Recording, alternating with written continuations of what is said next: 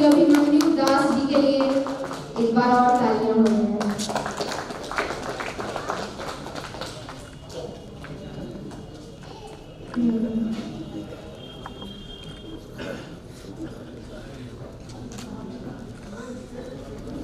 जैसा कि हम सब जानते हैं कि हर एक कार्य करने से पहले कुछ शुभ कार्य जरूर करना पड़ता है, जिसके लिए हम लोग उद्घाटन करते हैं।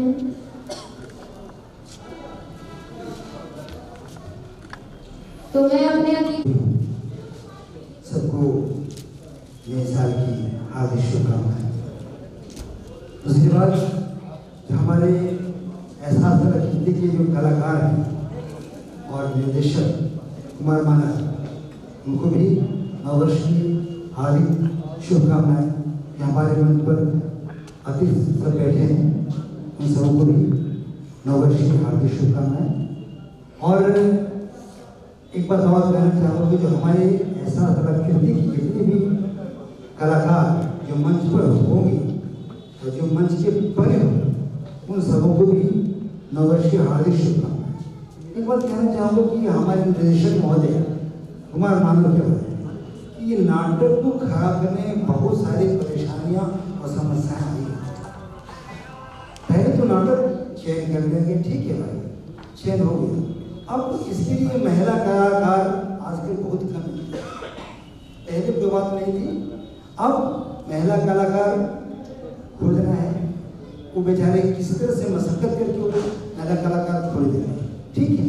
उसके बाद महिला कलाकार भी बेचारी सर कैसे जाएंगे, कैसे आएंगे वगैरह, उनकी समस्या हल करते और कलाकार मिल गए।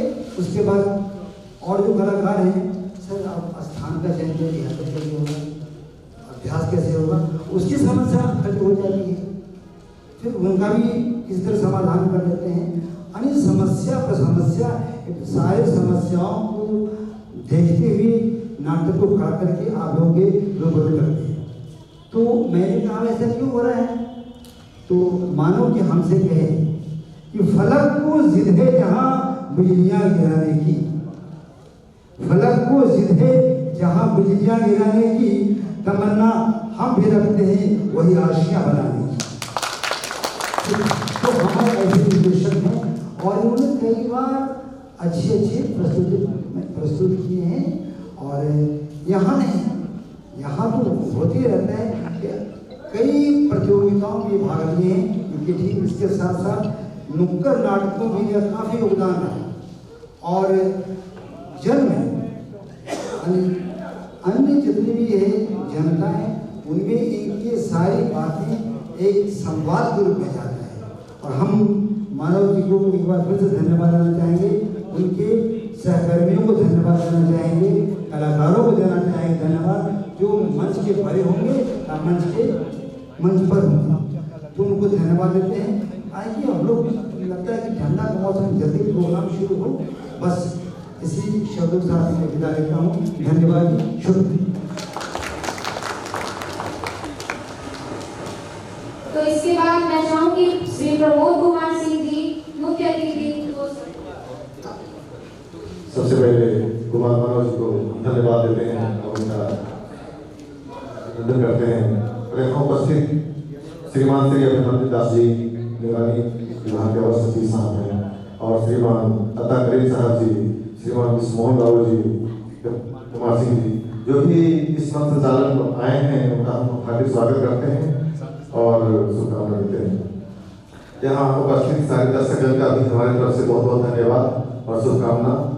और जहाँ कुमार मानव जी का सवाल है, मानव जी तो वर्षों से इस नाटक क्षेत्र में कार्य कर रहे हैं और समाज को जागृत करने के लिए तरह तरह का नाटक करते हैं। आज का जो नाटक है महिलाओं को बराबरी में लाने के लिए समाज में प्रेरित है। महिलाओं को प्रताड़ना का सामना करना पड़ता है। हमारा समाज में मर्दों की प्रधानता है, पितृ प्रधानता है, और ऐसी स्थिति में महिलाओं को किस तरह से प्रताड़नाएं सहनी पड़ी है। आज तो बहुत कुछ सुधार भी हुआ है, पहले बहुत ज्यादा प्रताड़ना सहना पड़ता था और अभी भी कुछ बाकी है, अभी भी सुधार की जरूरत है। और बराबरी में लाने के लिए बहुत कुछ करने की जरूरत है ताकि महिलाएं साथ साथ बराबरी पूर्वक कदम से कदम मिलाकर चल सके, उनका प्रताड़ना ना हो और उनका मनोबल आगे बढ़े। इसके लिए मानव जी ने आज नाटक का जो मंचन किया है उसी थीम से प्रेरित है और इसी के साथ हम अपना समाप्त करते हैं, क्योंकि जल्द से जल्द स्टार्ट करना है। माइक देती हूँ और अपना दोस्त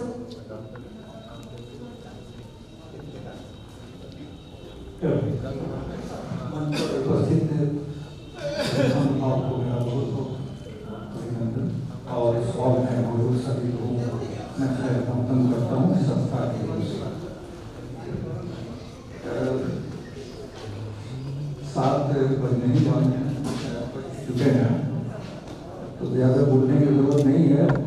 मिस्टर मानव को मैं बचपन से जानता हूँ, शुरू से ही ये समर्पित रहे हैं नाटकों के प्रति, बड़ी मेहनत किया है, बड़ी लगन से हिम्मत से ये यहाँ तक पहुँचे हैं।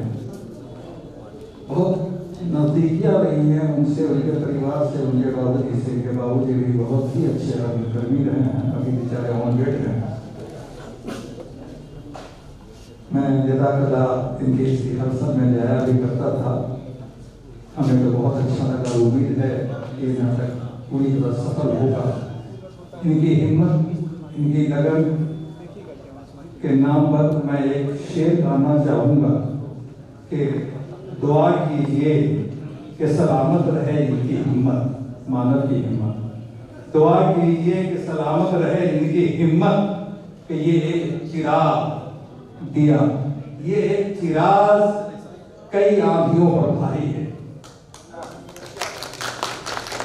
तो मैं मिस्टर मानव को, उनकी पूरी टीम को, उनके लिए मेरा शुभकामनाएं हैं और उन लोगों को मैं बहुत बहुत शुक्रगुजार हूँ उन लोगों ने हमें यहाँ बुलाया। और मैं मिस्टर बलराम जी यहाँ खड़े हुए हैं, ये प्रेसिडेंट हैं संस्था के, और ये बड़ी लगन और हिम्मत से रिहर्सल में देखना कैसे क्या होगा, ऐसे बहुत अच्छे आर्टिस्ट भी हैं वो। तो मैं इनको भी खास तौर से दुआ देता हूँ और सारी टीम के लिए मैं दुआ करता हूँ और मिस्टर मानव के लिए कि वो इसी तरह आगे बढ़ते रहें। इन शब्दों के साथ मैं आपको बहुत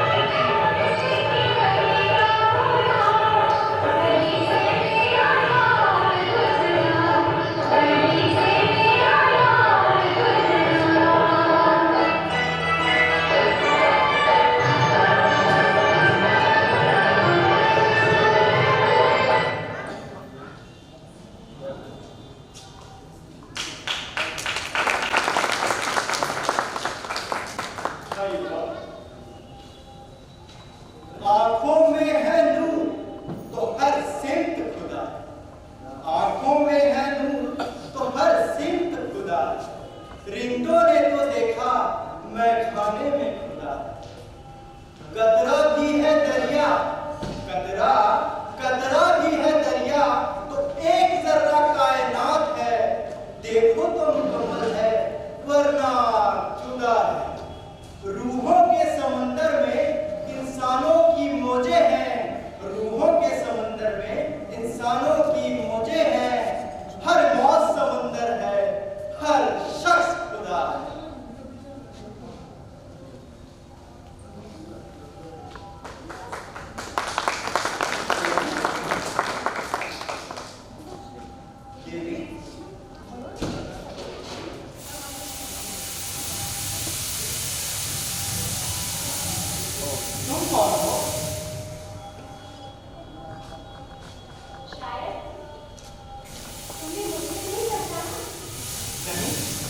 मैंने तो तुम्हें आज तक नहीं देखा। तुम कौन और कहां से आई हो? पागल, तुमने मुझे आज तक नहीं देखा, लेकिन तुम तो मुझे रोज देखते हो, अपनी चादर, अपने हृदय के भीतर में। ये कैसी पहेली है? स्पष्ट कहो, आखिर तुम हो कौन? मैं नारी हूँ। नारी? हाँ, तुम नारी तो हो, लेकिन तुम्हारा नाम, पता और पेशा क्या है? तुम कहां से आई हो और कहां जाओगी? मैं आराम हूँ। मेरा पेशा है तुम्हारा दिल बहलाना। मैं कोख के अंधेरे से आई हूँ और कब्र के अंधेरे में विलीन हो जाऊँ। अब पहचाना मुझे? नहीं, तुम सिर्फ पहेलियां बोलकर शब्दों की गुत्थियां उलझा रही हो। किंतु तुम्हारे जैसा अपूर्व अनित्य सौंदर्य मैंने आज तक नहीं देखा। क्या तुम किसी शायर की कल्पना हो? नहीं। तो क्या तुम किसी कवि की प्रेरणा का स्रोत हो? कभी तो क्या तुम स्वर्ग से आई हुई अप्सरा हो? नहीं। नर की कालिमा में लड़खड़ाती हुई एक नारी हूँ मैं। तो क्या तुम रंभा मेनका उर्वशी का समन्वय? मेरा अपमान मत करो वीर पुरुष। क्रोध न करो देवी, मैं सच कह रहा हूँ। ऐसा सौंदर्य तो सिर्फ सतयुग, त्रेता, द्वापर युग में ही सुनने को मिलता है। इस कलयुग के अंधेरे में ऐसा आदित्य सौंदर्य को प्रकाशित हो। धूर्त, पापी, कौन कहता है कि कलयुग का आरंभ राजा परीक्षित की मृत्यु के बाद हुआ? इस धरती पे कभी सतयुग, त्रेता, द्वापर का पदार्पण नहीं हुआ। ये धरती हमेशा कलयुग की दहन कालिमा से आच्छादित रही। अरे पाखंडी, इस धरती पर कलयुग उसी वक्त आ गया था जब राजा दुष्यंत को कर्ण मुनि ने आश्रम से बाहर जाने की अनुमति दी। इस धरती पर कलयुग उसी वक्त आ गया था जब दरबार में द्रौपदी का चीरहरण हो रहा था और युधिष्ठिर सिर झुकाए, मुंह लटकाए देखता रहा। इस धरती पर कलयुग उसी वक्त आ गया था जब गणपति सीता को राम ने घर से बाहर निकाल दिया। पूरा परिवार, पूरा समाज, यहाँ तक कि पूरी प्रजा मौन रही। देख, मुझे गौर से देख, मैं वही हूँ, युग युगांतर तक सताई हुई नारी। अब पहचाना मुझे? इतना क्रोध न करो देवी। मैं तो तुम्हारे सौंदर्य का पुजारी हूँ, तुम्हारा सेवक हूँ। जीवन भर मैं तुम्हारे साथ साए की तरह हूँ। साया?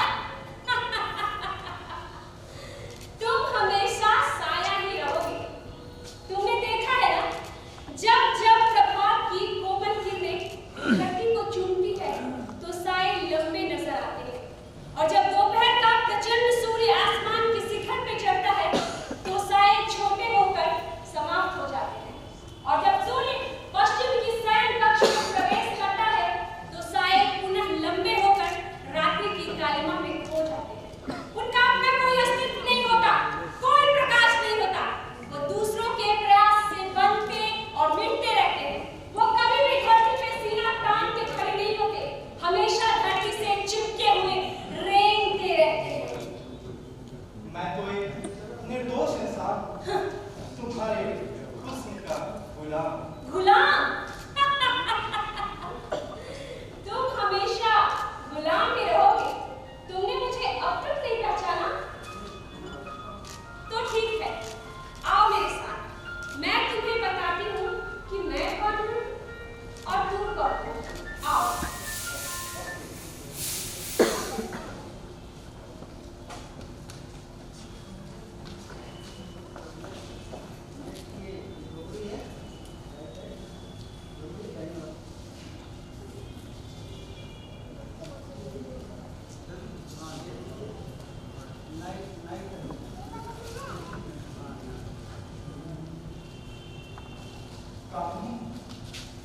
कामिनी, कौन है?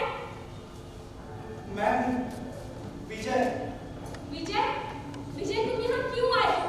तुम जाओ यहाँ से।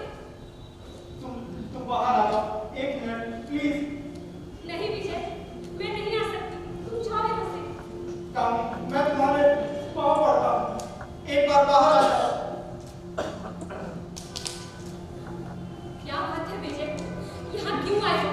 अगर तुम्हें यहाँ किसी ने देख लिया तो मेरी रही सही इज्जत भी मिट्टी में मिल जाएगी। बेहतर यही होगा कि तुम यहाँ से चले जाओ। मेरा दिल बर्दाश्त नहीं कर पाया कामी। अब तुम मुझे छोड़कर हमेशा के लिए चली जाओगी। बस इतना ही कहने आए हो विजय। जख्मों को कुरेदने से दर्द बढ़ता नहीं है विजय। और वैसे भी अब इरादे पे आवाज देने से कोई फायदा नहीं। लेकिन मुझे तो भरोसा था कि तुम मेरा साथ कभी नहीं छोड़ोगी। भरोसा तो मुझे भी था विजय, लेकिन तुमने क्या किया? एक ही जगह खड़े रहे। तुमने तो एक कदम भी आगे नहीं बढ़ाया। तुमने अपनी ख्वाबों की महलों में मेरी जज्बातों का करागार नहीं देखा विजय। मुझे कुछ और वक्त चाहिए था। और वक्त ही तो मेरे पास नहीं था विजय। एक बंदगी का अपना कोई वक्त नहीं होता। मैं तुझसे बहुत प्यार करता हूँ। तुमने साथ निभाने का वादा किया था मुझसे। वादा तो तुमने भी किया था विजय, लेकिन तुमने क्या किया? ना तुम अपने माँ बाप से बात किए तो मेरे माँ बाप से। अरे मैं तो तुम्हारे लिए सब कुछ छोड़कर आने के लिए तैयार थी, अपना घर, परिवार, माँ बाप, सबको। लेकिन तुम्हें तो वो भी मंजूर नहीं था। तो मैं क्या करती? अब मुझसे क्या चाहते हो? मुझे डर लगता था काफी। मुझे कुछ और वक्त। अब वक्त की बात मत करो विजय। वो वक्त गुजर चुका है। मैं अपनी जिंदगी किसी तरह काट ही लूंगी। लेकिन मुझे ये अफसोस हमेशा रहेगा कि मैंने तुम जैसे कायर से प्यार किया। चले जाओ यहाँ।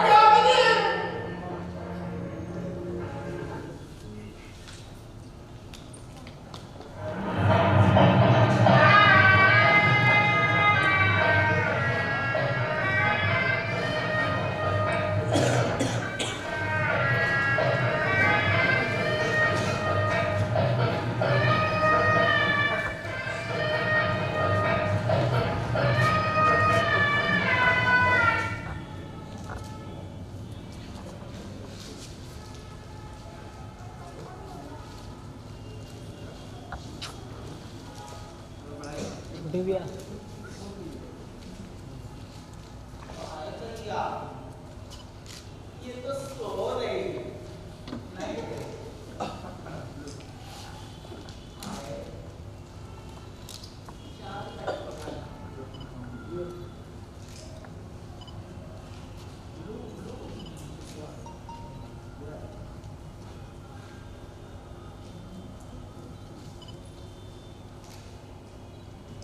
कौन? कौन है? अरे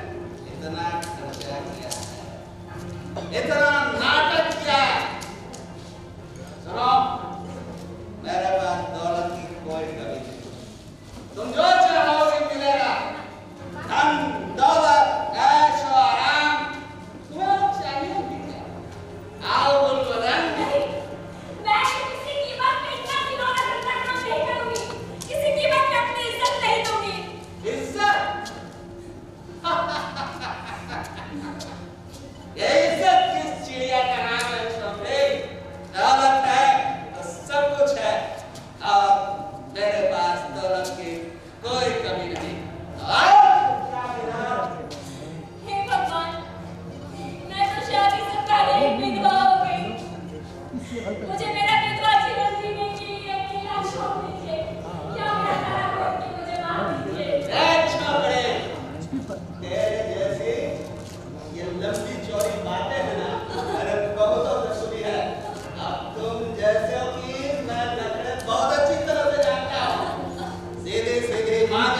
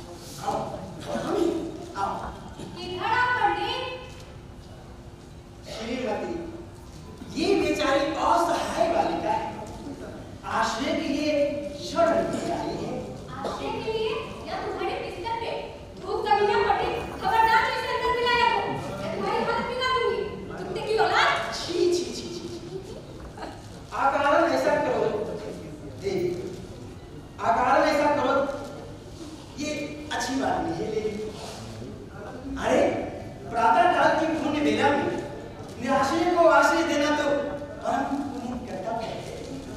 बंद कर अपनी छाता। अब कोई सामने छोड़ इसका हाथ। और छाता की नहीं। मैं तुम्हें सावधान। हाँ क्या कर मुझे? अरे अरे अरे अरे अरे ये क्या मुझे क्षमा कर दो। ये कैसा पागलपन है देवी? ऐसी अनर्गल बातें अपने पति पे मारने प्रहार, ये कैसा आचरण है देवी? कहीं तुम्हारा मस्तिष्क आश्रम तो नहीं हो गया? बात करिए। हाँ तो मैं तुम्हारा इधर आओ। अब तुम लगे भागते कि नहीं यहाँ से? भागते कि नहीं? हरे राम ऐसी असभ्यता, ऐसा पागलपन, मुझे तुमसे ये आशा नहीं थी पंडिताई। ये आशा नहीं थी पंडिताई। क्या समझ रहे? इस जिंदगी भर मैं तुम्हारा पागल से भी रहूंगी। कान खोलकर सुन लो। इसे जहाँ से लाए हो ना, वहीं वापस लेकर जाओ। हरे राम अरे मैंने उसे नहीं लाया है, वो तो स्वयं भटकती चली आई है। बेचारी बेआसरा।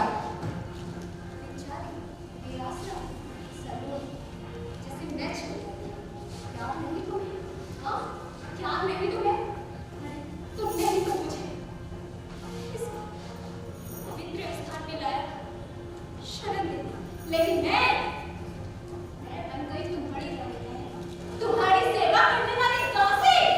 छी ऐसे अवसर अपने माने को संयत करो देवी। हरे राम बंद करो अपने मुंह से भगवान का नाम लेना। बंद करो।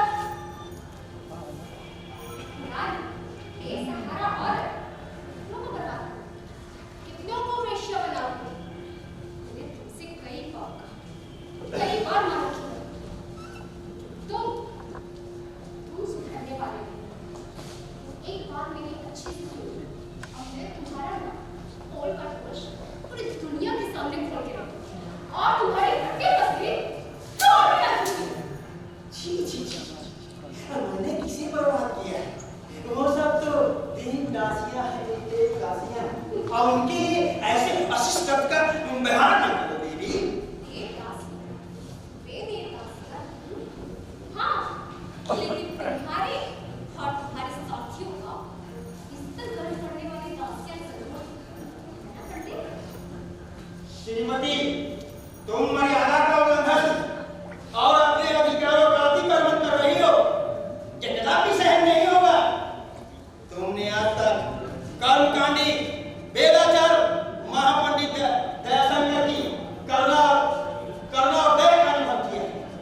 उसके हदती क्रोध की ज्वालामुखी की परचन अग्नि की नहीं, समझे?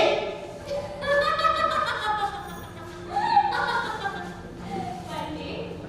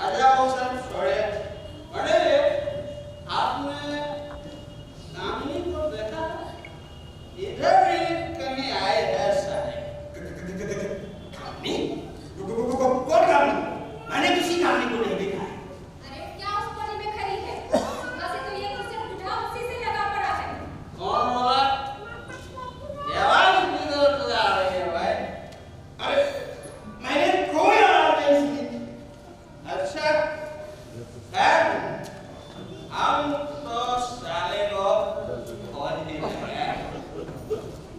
बट जाएगी कहाँ? खोजने की क्या जरूरत है? क्या इस कोने में खड़ी है? कोने? ये कौन बोला? ओह, कामिनी!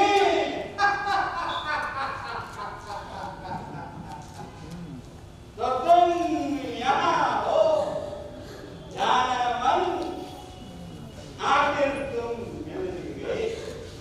पंडित, धोखेबाज, मक्कार। मैंने आपको धोखा नहीं दिया बाबू साहब।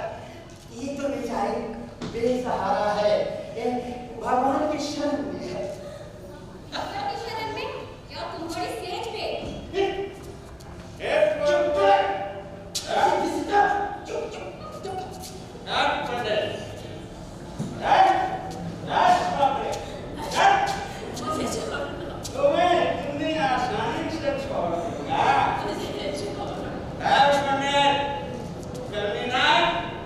मेरे कामनी को बराबर छुपाया हुआ था।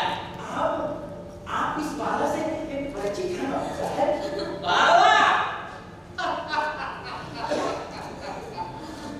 मैं इस बाला और बला दोनों से परिचित हूँ पंडित। चल मेरे साथ। लड़की से रेप का प्रैक्टिस कर रहा है क्या पंडित? सतपाल, तुम यहाँ इस वक्त? अरे सतपाल तो किसी भी समय कहीं भी पहुंच सकता है पंडित। पर ये लड़की कौन है? ये कौन है? अरे यही जिसको पकड़ने के लिए तुम दौड़ लगा सकते हैं। अरे ये तो बेचारी गरीब अबला है। ये तो आश्रय के लिए आई है। अच्छा, तो ये गरीब दुखियारी से तुम सुबह सुबह कसरत करवा रहे थे पंडित? या तेरे गोदाम का माल तो नहीं? गोदाम? कौन गोदाम? ये कोई गोदाम नहीं। ये तो देवाले हैं, देवाले। अरे वही गोदाम जहां से तुम माल लाते हो और जहां माल बेचते हो। मैं देवबंद सिंह का दाहिना हाथ हूं और नेताजी का दोनों हाथ। इस शहर में अगर कोई खास कमी है तो मेरे कानों तक पहुंच जाती है। यहाँ तुम क्या करते हो मैं सब जानता हूँ पंडित। और बेचारी लाचार लड़की को तुम इस तरह से बेइज्जती कर रहे हो पंडित। चल अपना भाषण बंद कर। जब तुम्हें नेताजी ने बुलाया है। नेताजी? कौन है? अरे वही अपने नेता नहीं जानता पंडित? जनार्दन बाबू। बुलाने का प्रयोजन? अरे अपने तकलीफ का गति बढ़ाना चाहते हैं और जानना चाहते हैं कि इस बार गति उन्हें मिलेगी या नहीं। चल जल्दी से अपनी कोठी पकड़ा ले। बाहर गाड़ी खड़ी है, जल्दी चल। ठीक है। अभी चलता हूँ। अरे पंडित जल्दी कर, इसबाजी का समय नहीं। अच्छा ठीक है। अभी लेके आता हूँ। तू इधर आ। तुम इन मगरमच्छों के साथ रहना चाहती है या इधर से जाना चाहती है? मैं इन लोगों के साथ नहीं रहना चाहती। लेकिन मैं कहाँ जाऊँ? मेरे पास कोई आसरा नहीं। मेरी बात कर। मैं तुझे रास्ता बताता हूँ। मैं जिधर करता हूँ आँख बंद करके चुपचाप चले जा। वो मगरमच्छ का कोई भरोसा नहीं, आता ही होगा और इसका भी कोई भरोसा नहीं है। कभी ये जंगली भैंसा उठकर दौड़ने लगे। जा जल्दी भाग जा, मैं कहता हूँ जल्दी भाग जा। अरे पंडित, अरे जल्दी आओ पंडित। कहाँ रह गया? अरे जल्दी आ। आ रहा हूँ भाई, आ रहा हूँ। नेताजी बिगड़ जाएंगे तो ऊपर उठ जाएगा। चलो जल्दी चलो।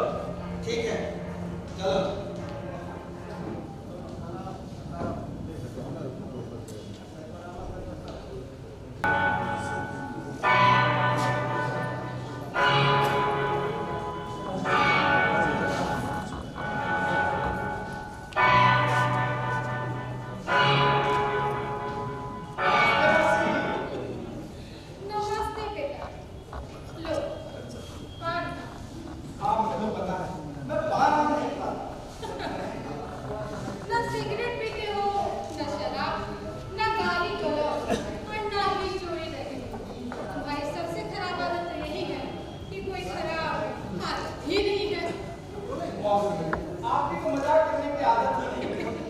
अब मैं जिंदगी में मजाक मेरा वगैरह भी कह सकती हूँ। मौसी, ये कामनी दिखाई नहीं दे रही, अभी तक तैयार नहीं हुई क्या? कामनी, ओ कामनी। विजय, मैंने तुमसे कितनी बार कहा है ये पालतू तोते की तरह ना कामनी का भी किराया मत लाया करो। तुम दोनों के रास्ते अलग है, तुम उसे कभी हासिल नहीं कर सकते। क्यों मौसी? क्योंकि तुम उसे नहीं पा सकते, उसकी जिंदगी और आबरू की हिफाजत नहीं कर सकते।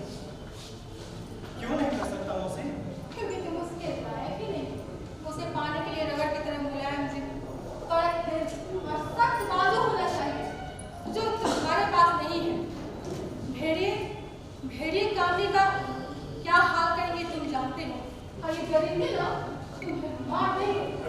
तुम समझते क्यों नहीं? मौसी, तो हम जैसे लाखों करोड़ों लोग का कोई सहारा नहीं है। कामनी, तुम्हारे जैसे लाखों लोग हैं, लेकिन कामनी जैसी लाखों लोग इस बाजार में मौजूद हैं, जो सिर्फ बाजार में लेन देन की चीज है। तुम उसे नहीं जानते, उसे नहीं देखते, लेकिन वो मौजूद है।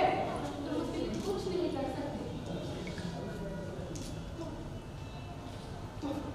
तो जैसे लोगों के लिए कोई उपाय नहीं है मौसी। एक उपाय है, इंसान बनो, मर्द बनो। तो मैं क्या आपको मर्द नहीं लगता, इंसान नहीं लगता? तुम नपुंसक लगते हो, नामर्द।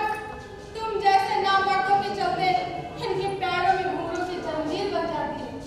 लोग बच्चे सड़कों पर भीख मांगते नजर आते हैं, गर्मी से लुटे जाते हैं, आशियाने जलाकर खाक कर दिए जाते हैं, असमतें लूटी जाती है, और ये बेबस जमीन मुस्लिम अवाम के खून से लाल है। मौसी, मैंने तो कोई अपराध नहीं किया, मैंने तो आज तक किसी को चोट तक नहीं पहुंचाई, फिर मेरा क्या कसूर है मौसी? कमजोरी, ये तुम्हारा सबसे बड़ा कसूर है। कमजोरी एक खतरनाक जुर्म है। विजय, तारीख इस बात की गवाह है, जो कमजोर होते हैं वो अपना सब कुछ गवा बैठते हैं, अपनी आजादी तक। जिनके पास ताकत नहीं होती वो अपनी जिंदगी वक्त मिन्नतों में गुजारते हैं, और ऐसे देंगे वाले हमेशा गुलाम बनते रहते हैं। तो मौसी, क्या करें, क्या उपाय है? जैसे मैं इस मकान में कैद हूँ, वैसे तुम भी अपने अपने ताबूतों में कैद। बाहर निकलो, बात की तरह आसमान में उड़ना सीखो, गिरने से बचने दो, वरना जिंदगी भर रेतते ही रह जाओ। मैं तो जिंदगी भर रेतते ही रह गई। सूरज चांद सितारों को देखना ही भूल गई, केवल गर्दिश से बुझे उन नजारों को देखती हूँ।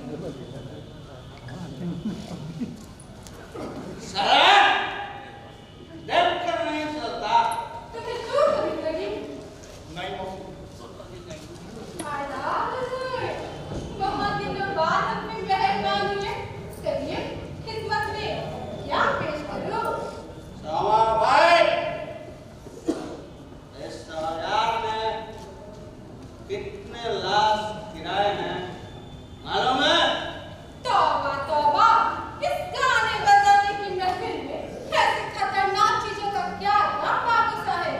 मेरे सवालों का जवाब दो। आपके सवालों का जवाब इस वादे के पास नहीं है। आप हमसे गजल, ठुमरी और ख्याल के बारे में पूछिए। भाड़ में गई तुम्हारी गजल, ठुमरी और ख्याल। सुनो, मैं महानीपुर का शंकर कुमार सिंह हूँ। लोग मुझे बाबू साहब ऐसे ही नहीं बोलते। इस बाजार में इतने लाश गिराए हैं जिसके कोई गिनती नहीं है। आपकी ताकत और शोहरत से कौन नहीं वाकिफ है बाबू साहब। आपकी नियमात को उनको मारने की जरूरत है। सुनो, हमें देखकर जनता, पुलिस सब रास्ता सब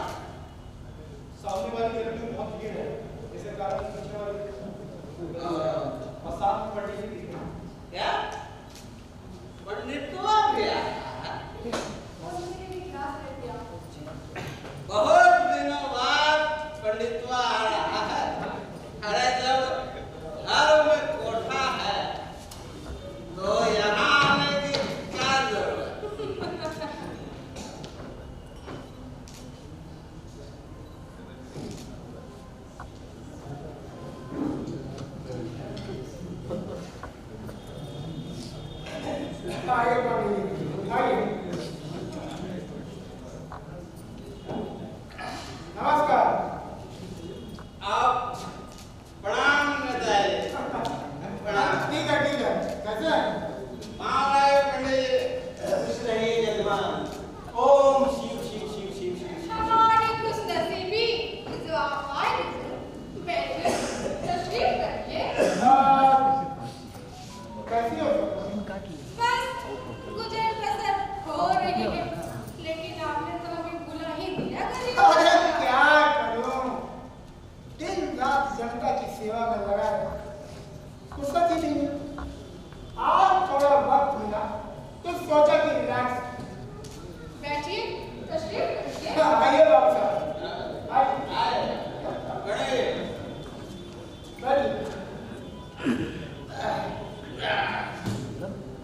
बहुत दिनों बाद दर्शन दे पड़े। तबीयत ठीक है? प्रातः काल से रात्रि तक ईश्वर भक्ति और दिन सेवा में व्यतीत रहता होगा अवसर। आप सब इतने मशरूफ रहे तो हम नाचे मुफलिसों का क्या होगा? अरे मेरा बस चले तो मैं यहाँ रोज आया, लेकिन क्या ये कमबख्त विरोधी दल वाले मेरे पीछे ही पड़े नहीं। और ये अखबार और मीडिया वाले इनका क्या करें? अरे ये तो जो मन में आता है ठीक है।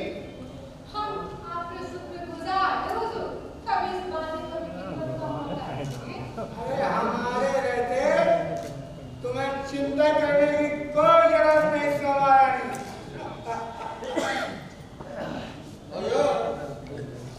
हमें लगता है कि ये अखबार पढ़ने को कोई फायदा नहीं। हम अखबार पढ़ते ही नहीं। जानते हैं नेताजी, ये अखबार बंद करवा। ठीक कहना है बाबू जी। देश की तरक्की के लिए और जनता के हित के लिए ये आवश्यक कदम उठाना ही पड़ेगा, क्योंकि हम देश की उन्नति के लिए कृत संकल्प। बात तो सही है। जानते हैं नेताजी, हम तो यही कहेंगे कि ये काम करने आराम का समय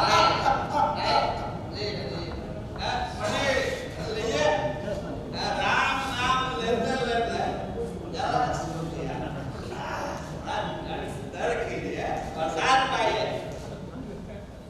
ये तो सोम रस है, देवताओं का प्रिय पदार्थ। बाबू साहब, ये विलासी शराब का कोई जगह नहीं। बाबू साहब, कहीं आप भी विलायती तो नहीं? नहीं हम विलायती नहीं हैं, हम तो आपके सेवक हैं। कहिए किसका गौरव है, किसका सफाया कर रहे हैं, किसका खून कर रहे हैं। बाबू साहब, थोड़ा वक्त का इंतजार कीजिए। अरे वक्त तो आने दीजिए, मैं खुद आपको बोलूं। अभी चुनाव आने वाला है, दल बदल होने वाला है।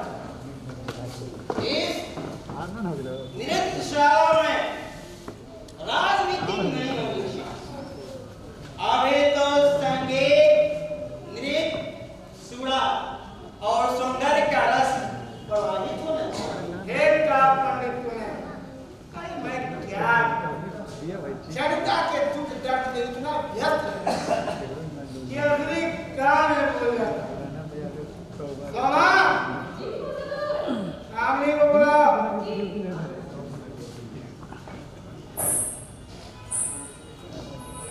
और पंडित इधर कुछ दिनों से आपने मेरी कोई सेवा नहीं। अरे धंधा कैसा चल रहा है? अभी कुछ मंदा है, किंतु काम चल जाता है।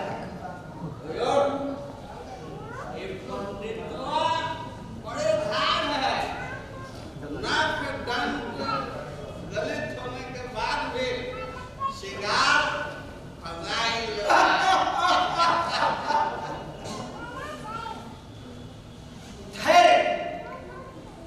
शिकारी का सबसे बड़ा गुण है। तो फिर धंधा मंदा कैसे चला तुझे? क्योंकि आज का समाज नारी बनता है। समाज की रीतियों में परिवर्तन आ गया है।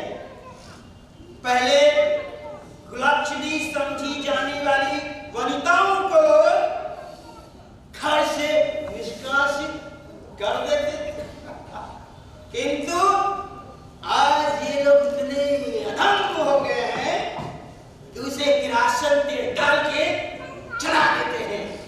इसीलिए धंधा मंदा है। इसीलिए किरासन तेल महंगा है। बहुत बुरी बात है पंडित जी, बहुत बुरी बात। मुझे आपके साथ पूरी सहानुभूति है पंडित तवार।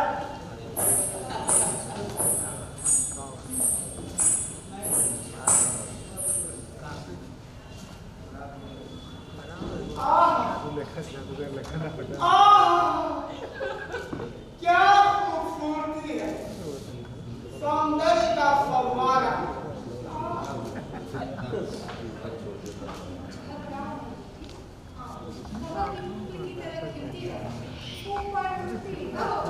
अरे किस पूरी बात और ये सोना रानी? अरे हम भी तो भावों की तरह गुलशन पसंद है। कभी इस फूल पर तो कभी उस फूल पर। पंडित मेरा माल है, मेरा, समझा? लेकिन पहले आप ये तारीख की भी दूर हो जाएगी अपनी। जमीन पे रहने वाले कीड़े को मत देखो, आसमान में सर उठा कर क्या देखो भाई, जरा हमारे लिए तो दिखाओ। देखिए हुजूर, पहले आप सब तशरीफ रखिए। ये ठीक है।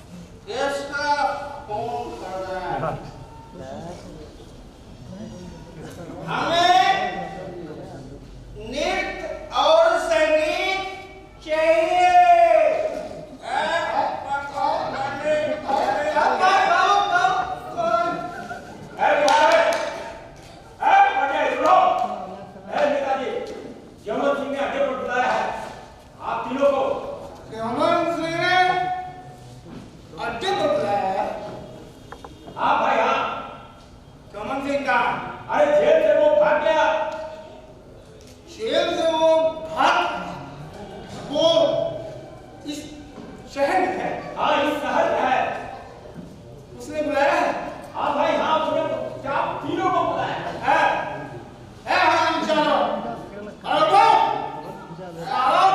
कदों की तरह जमीन पर चले होगा? अरे क्यों सिंह ने हम तीनों को अपने अड्डे पे बुलाया है।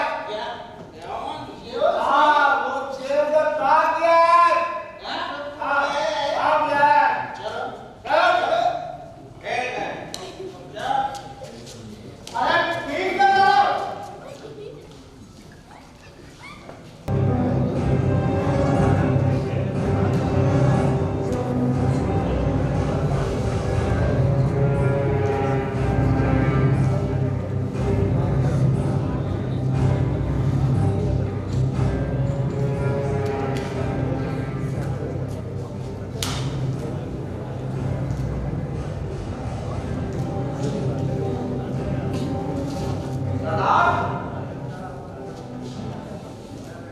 नेताजी और पंडित और बाबू साहब तीनों आ गए। जो हो सरदार।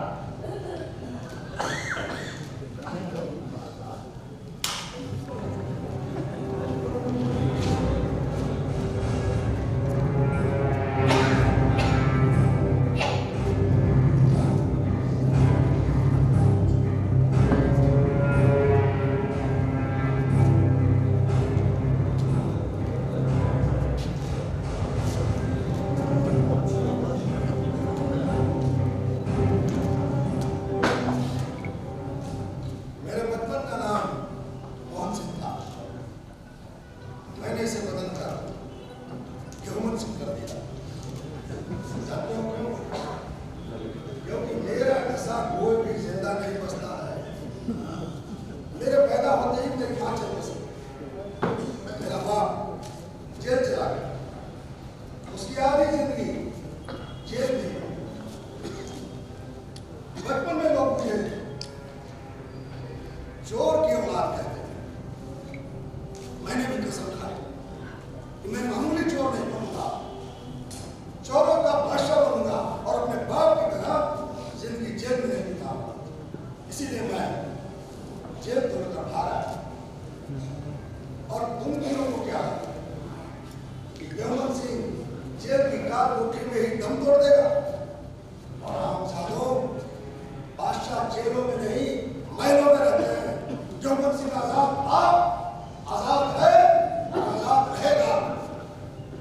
यौमन सिंह अगर मर सकता है तो सिर्फ बंदूक की गोली से, जेल की दीवारों के अंदर फांसी के कट्टे पर नहीं। और तुमने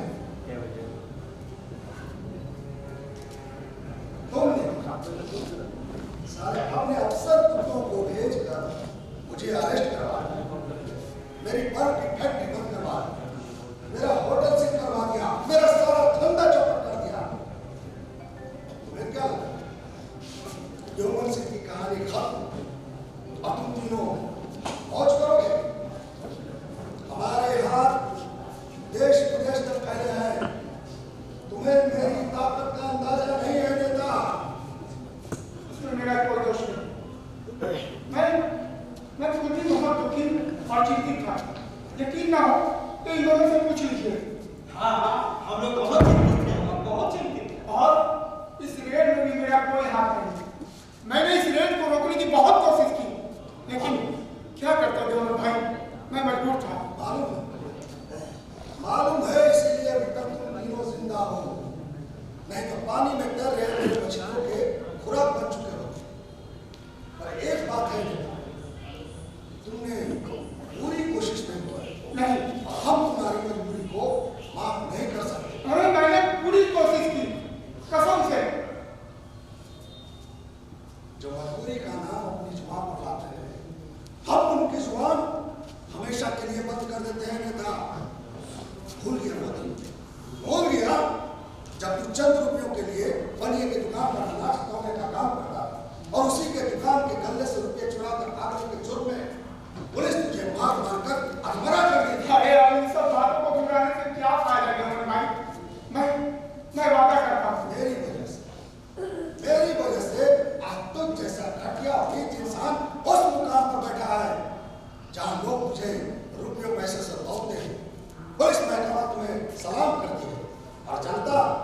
तुम्हारी जय जयकार करूं। मैंने तुझ जैसे गंदी नाली के कीड़े को सड़क से उठाकर इस हुकूमत की गद्दी पर बैठाया। अरे मैं उसका एहसान मत दूं और मैं वादा करता हूं कि अब ऐसी कोई गलती नहीं हो। वाह, समझदार हो। और बाबू साहब तुम? तुम साले बाबू साहब बनते बोल गया वहां में बाजार में कुत्तों की तरह भौंकने वाला, चाकू लेकर छोटे छोटे बच्चों को डराने वाला, लड़कियों को छेड़ने वाला और रेल के डब्बे से बाल छुड़ाने वाला साला बाबू साहब बना बैठा। ये मत बोल, मैंने तुझे भवानीपुर का ही नहीं उस पूरे शहर का सबसे अमीर आदमी बनाया। आज तुमने मेरा ही रुपया लौट लिया। मैंने आपका नमक खाया हो तो मैं बोला आपका रुपया क्यों हर नमक खाया? मैं जानता हूं कि मेरा रुपया कोई नहीं हर सकता, लेकिन जो साले नमक खाते हैं वही नमक हरामी करते हैं। देखिए आपका हर रुपया पूरा माल हमारे पास सुरक्षित है, लेकिन हम क्या करते हैं, कैसे पहुंचाते हैं आपके पास? आप तो जेल में। मैं जेल में था और तू शराब पीकर कोठे पर अंग्रेजियां कर रहा था। मैं कुछ नहीं जानता, मुझे सारा रकम मुझे वापस चाहिए और वो भी दुगना, 1 करोड़ का 2 करोड़। लेकिन अभी मेरे पास इतना रुपया पास में नहीं है। ठीक है, अब तुम दुगना दो, 2 करोड़ का 4 करोड़ और वो भी छोकरी के साथ। कौन सी छोकरी? वही छोकरी जिसके साथ तुम मौज कर रहे थे, वही छोकरी। हाँ, कामिनी, वही कामिनी जिसे ये हरामी था अपने रंग महल से उठाकर उसे कोठे पर बैठाया, वही कामिनी। हरे राम खबरदार जो मेरे सामने अपनी जुबान से फरमान का नाम लिया, जुबान खींच लूंगा। ढाबे में भी साले हरामीगिरी करता है, अपने घर को हरम बना कर रखा है।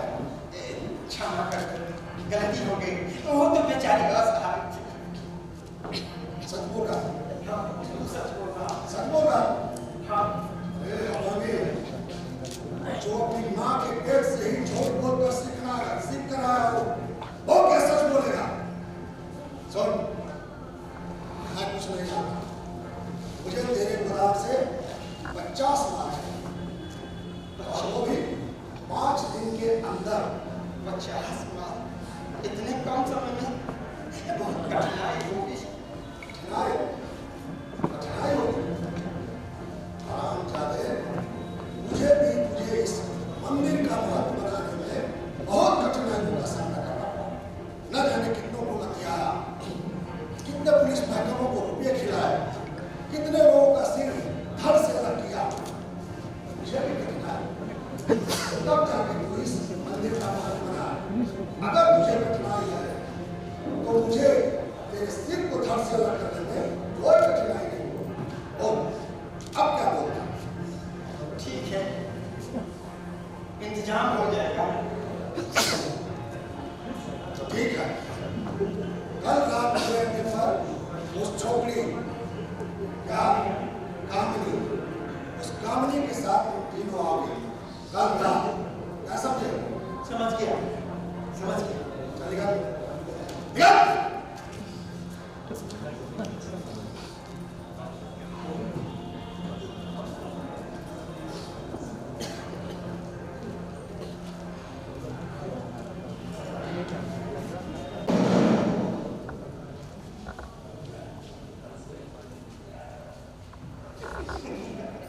मौसी की मजाक करने की आदत नहीं गई।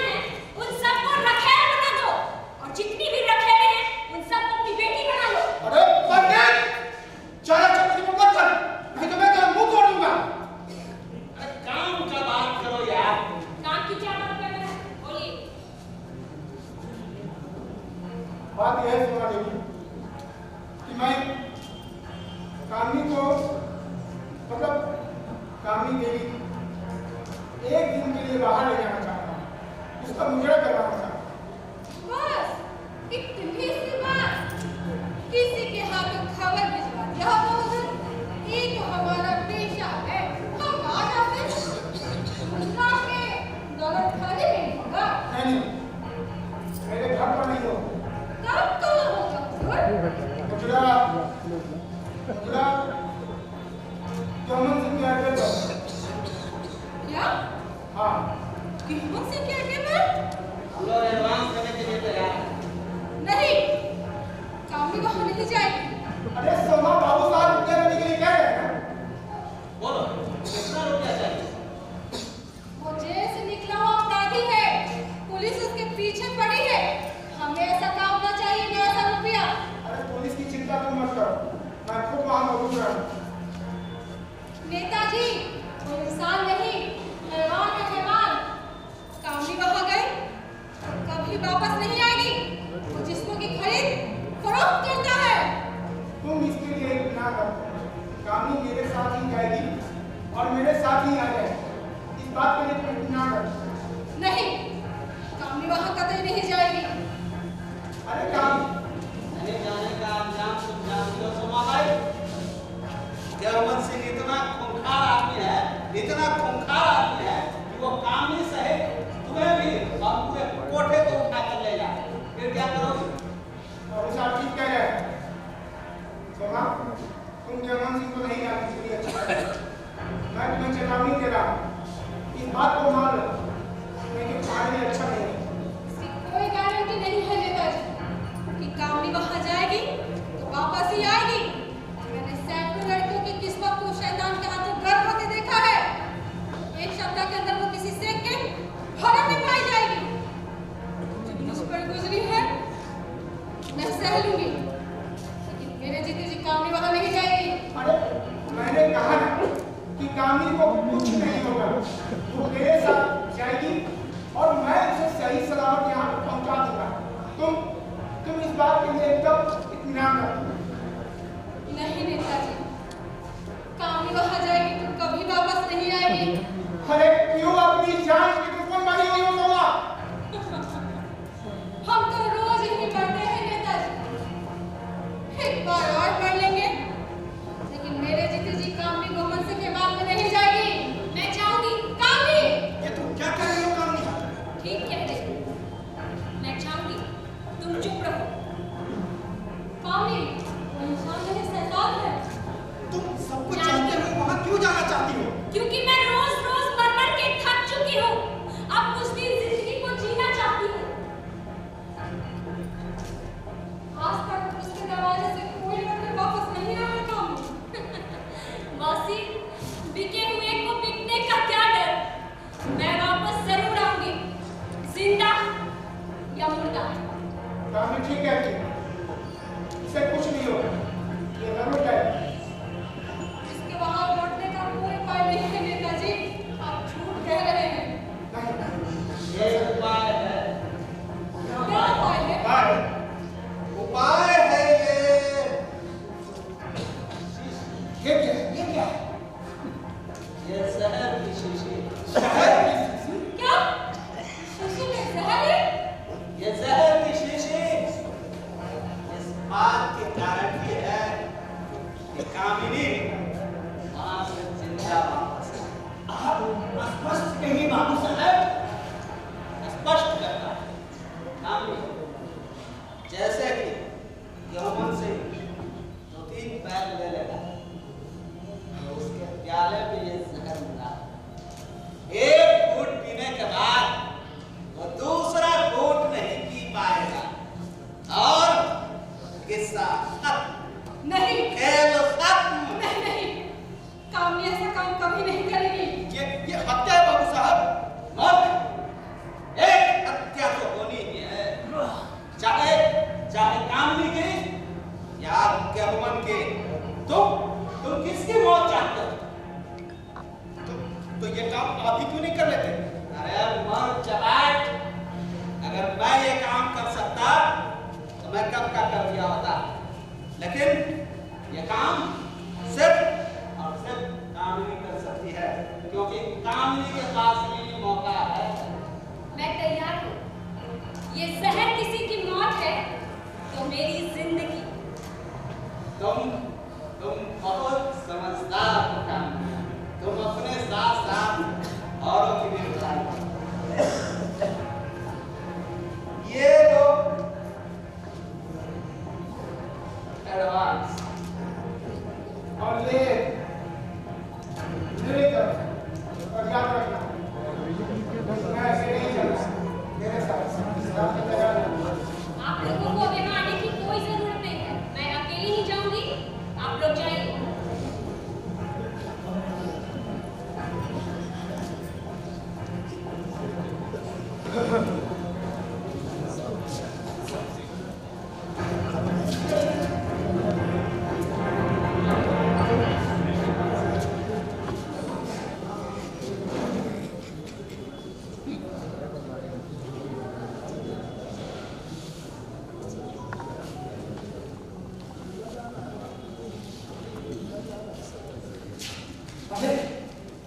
ये क्या तमाशा बाबू साहब, आपने वजह है किसी से उस कामी को क्यों दे दी? आप हम लोग को मरवाना चाहते हैं क्या? अरे अभी मेरे पास इतना रुपया नहीं है कि उसे दूं। सारा रुपया बिजनेस में लगा हुआ है और काहे के जिंदगी भर मेहनत इसीलिए किया है कि पूरी जिंदगी भर की कमाई उसे बैठे बैठा दे हैं। और सुनिए, दिन पर दिन उसका डिमांड बढ़ता ही जा रहा है। कहां तक पूरा कीजिएगा? और उसका डिमांड पूरा करना आपके और इस पंडितवा के भी बस की बात नहीं है। सो तो है, अब सो उपयुक्तता समाप्त हो गई है। बाबू साहब, क्या दोस्त हैं आप हमारे। अरे आप तो हमसे भी बड़े राजनीतिज्ञ निकले। मान गए बाबू साहब, समझे?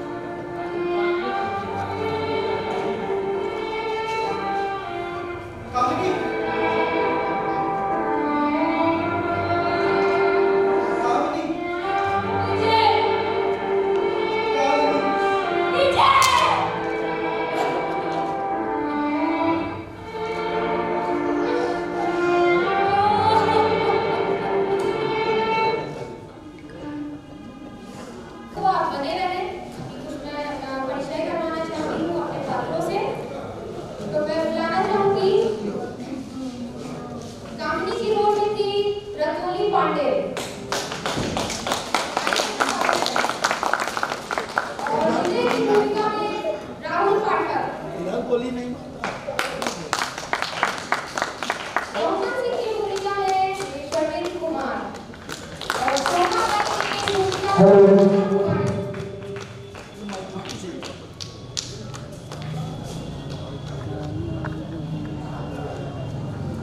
की भूमिका में भुवनेश्वर कुमार, पंडिताई की भूमिका निभा रही थी हेमा कुमारी और नेता की भूमिका में श्री विजय कुमार चौधरी और हिजड़ा की भूमिका निभा संतोष कुमार, सतपाल की भूमिका में राजकिशोर पासवान और अंत में बुलाना चाहूंगी बाबू साहब की भूमिका में श्री कुमार मानव जी को और नाटक के निर्देशक और मंच से परे बहुत सारे कलाकार हैं। प्रकाश परिकल्पना ब्रह्मानंद पांडे जी, मंच परिकल्पना संतोष कुमार और बलराम कुमार, संगीत संयोजन श्री शैलेंद्र जोशफ और मयंक कुमार, हिमांशु कुमार, रूप सज्जा माया कुमारी, वस्त्र विन्यास अनीता शर्मा, पूर्वाभ्यास प्रभारी बलराम कुमार और अन्य सहयोगी हिमांशु, अमित और रामभद्र, वीडियोग्राफी छोटू असलम गीता था। धन्यवाद दर्शकों, आपने बहुत ही तन्मयता से इस नाटक को देखा। बहुत बहुत आभार। हम चाहेंगे कि हमारे जो अतिथिगण हैं वो